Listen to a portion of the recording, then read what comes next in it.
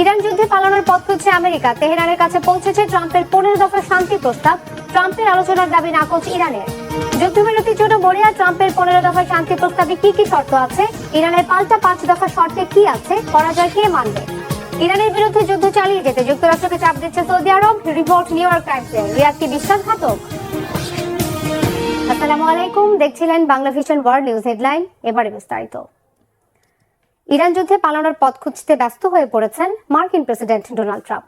যুদ্ধে জয় হয়েছে দাবি করে সংঘাত বন্ধে ইরানের সাথে আলোচনা চলছে বলে জানান তিনি। তবে মার্কিন প্রেসিডেন্ট ডোনাল্ড ট্রাম্পের দাবি নাকচ করে দিয়েছে ইরান। তাদের অভিযোগ, যুক্তরাষ্ট্র নিজেই নিজের সাথে আলোচনা করছে।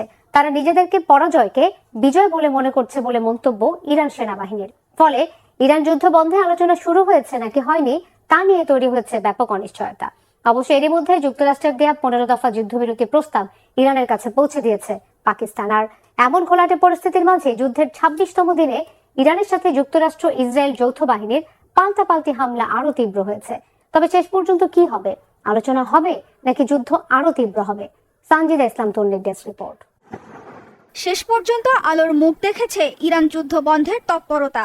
গেল প্রায় 1 মাসের ব্যাপক রক্তপাত আর প্রাণহানির পর শুরু হয়েছে পরোক্ষ আলোচনা। এরই মধ্যে যুক্তরাষ্ট্রের দেয়া 15 দফা বিরতি প্রস্তাব ইরানের কাছে পৌঁছে দিয়েছে পাকিস্তান। যুদ্ধবিরতির জন্য পাকিস্তানের সাথে কাজ করছে মিশর ও তুরস্ক। আগামী কয়েকদিনের মধ্যে ইসলামাবাদে সরাসরি বৈঠকে বসতে যাচ্ছে যুক্তরাষ্ট্র ও ইরানের কর্মকর্তারা।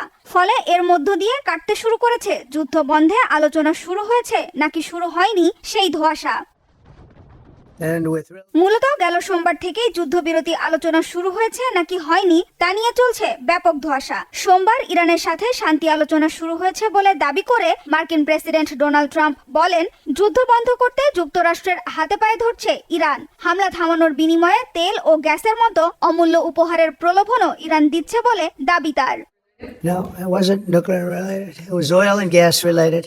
And it was a very nice thing they did. But what it showed me is that we're dealing with the right people. তবে ট্রাম্পের আলোচনার দাবি নাকচ করে দিয়েছে ইরান। দেশটির সামরিক বাহিনীর মুখপাত্র ইব্রাহিম জলফাকারি কড়া ভাষায় জানিয়ে দেন, চলমান যুদ্ধে ইরান নয়, যুক্তরাষ্ট্র নিজেই নিজের সাথে আলোচনা করছে। নিজেদের পরাজয়কে তাই তারা বিজয় বলে মনে করছে বলেও সমালোচনা করেছেন ইরানের ওই সেনা মুখপাত্র। জানান, ইরান সাময়িক নয়, পুরোপুরি যুদ্ধ বন্ধ চাই। যুদ্ধ পুরোপুরি বন্ধ না হওয়া পর্যন্ত আমেরিকা ও বর্বর ইসরায়েলের বিরুদ্ধে লড়াই চালিয়ে যাওয়ার ঘোষণা দিয়েছে ইরানের সেনাবাহিনী। তবে যুদ্ধবিরতির আলোচনার মধ্যেই মধ্যপ্রাচ্যে আরও মার্কিন সেনা মোতায়েনের প্রস্তুতি নিচ্ছে ট্রাম্প প্রশাসন। আগামী 1 সপ্তাহের মধ্যে অন্তত 1000 ও পরে আরও 2000 মার্কিন সেনা মোতায়েন করতে যাচ্ছে পেন্টাগন। মধ্যপ্রাচ্যে আরও মার্কিন সেনা মোতায়েনের বিষয়টি নিবিড়ভাবে পর্যবেক্ষণ করা হচ্ছে বলে জানিয়েছে ইরান। যুদ্ধবিরতি আলোচনা শুরুর খবরের প্রভাব পড়েছে বিশ্ব তেল বাজারেও। বুধবার বিশ্ববাজারে 5 ভাগ কমেছে তেলের দাম। ব্যারেল প্রতি অপরিশোধিত জ্বালানি তেলের দাম নেমে এসেছে $100 নিচে। এছাড়া ইরানের জন্য ক্ষতিকর নয় এমন দেশগুলোর তেলবাহী জাহাজের হরমুজ প্রণালী পাড়ি দিতে কোনো বাধা নেই বলে জানিয়েছে ইরান। এক বিবৃতিতে এই ঘোষণা দিয়েছে জাতিসংঘের ইরানি মিশন। বিবৃতিতে বলা হয়, ইরানের বিরুদ্ধে কোনো ধরনের আগ্রাসী কর্মকাণ্ডে জড়িত না হওয়ার শর্তে জাহাজগুলো হরমুজ প্রণালী দিয়ে নির্বিঘ্নে চলাচল করতে পারবে।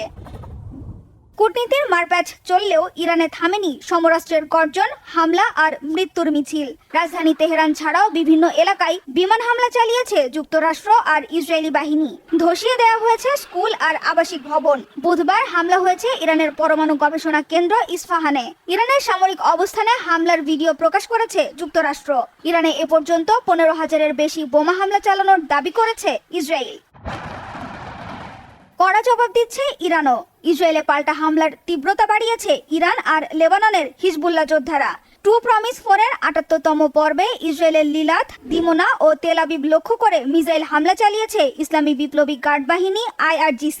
এতে ইসরায়েলের উত্তরাঞ্চলের একজন নিহত হয়েছে। তেল আবিবের কাছাকাছি বেনি ব্রাক আর গাভাত শেমুয়েল শহরে আহত হয়েছে বেশ কয়েকজন।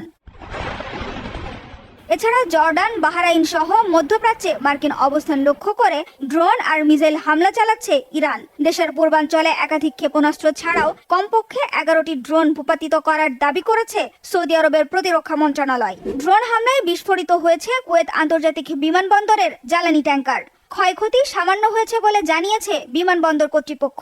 ইরাকেও মার্কিন অবস্থানে হামলা জারি রেখেছে ইরানপন্থী সশস্ত্র সংগঠন দ্য ইসলামিক রেজিস্ট্যান্স। 24 ঘন্টায় বাগদাদে মার্কিন বাহিনীর ভিক্টোরিয়া সেনাঘাঁটি সহ বিভিন্ন অবস্থানে অন্তত 23টি হামলা চালিয়েছে সংগঠনটি। অন্যদিকে লেবাননে হামলা আর হত্যাযজ্ঞ চালিয়ে যাচ্ছে ইসরায়েল। লিতানি নদী তীরবর্তী 30 কিলোমিটার এলাকায় দখল প্রতিষ্ঠার দাবি করেছে ইসরায়েলি বাহিনী। লেবাননের ভূখণ্ডে ইসরায়েলি হামলার তীব্র নিন্দা জানিয়ে বিবৃতি দিয়েছে কানাডা। সানজিদা ইসলাম তন্নি, বাংলা ভিশন নিউজ ডেস্ক। এদিকে চতুর্থ সপ্তাহে যুদ্ধবিরতির জন্য মরিয়া ট্রাম্প। তেহরানের কাছে একটি 15 দফা শান্তি চুক্তি পাঠিয়েছে যুক্তরাষ্ট্র। জবাবে সেই প্রস্তাব প্রত্যাখ্যান করে পাল্টা 5টি কঠিন শর্ত দিয়েছে ইরান। এই টানাপোড়েন এখন কোন দিকে মোড় নিচ্ছে সেই দিকেই নজর পুরো বিশ্বের। শেষ পর্যন্ত কোন প্রস্তাব গ্রহণযোগ্য হবে, 15 দফা নাকি 5 দফা? ডেস্ক রিপোর্টে জানাচ্ছেন ইমরান মাহমুদ। যুদ্ধবিরতির জন্য মরিয়া হয়ে উঠেছেন ট্রাম্প, আর তাই ইরানের কাছে একটি 15 দফার শান্তি পরিকল্পনা পাঠিয়েছে ওয়াশিংটন। যুদ্ধের চতুর্থ সপ্তাহে এসে এই প্রস্তাবকে সংঘাত থেকে বেরিয়ে আসার একটি গুরুত্বপূর্ণ অফ্রেম বা উপায় হিসেবে দেখা হচ্ছে। ট্রাম্প ইতোমধ্যেই দাবি করেছেন ইরানের সাথে তার আলোচনা হয়েছে এবং পরিকল্পনার সবচেয়ে গুরুত্বপূর্ণ অংশে রাজিও হয়েছে তেহরান। এদিকে ইরানের পক্ষ থেকে এই দাবি নাকচ করা হয় এবং যুদ্ধবন্ধে পাল্টা 5 শর্ত দেওয়া হয়। দ্য নিউ ইয়র্ক টাইমসের একটি প্রতিবেদনে জানানো হয়, যুক্তরাষ্ট্র পাকিস্তানের মাধ্যমে এই প্রস্তাবটি ইরানের কাছে পৌঁছে দিয়েছে। বর্তমানে পাকিস্তান এই সংকটে প্রধান মধ্যস্থতাকারী হিসেবে কাজ করছে।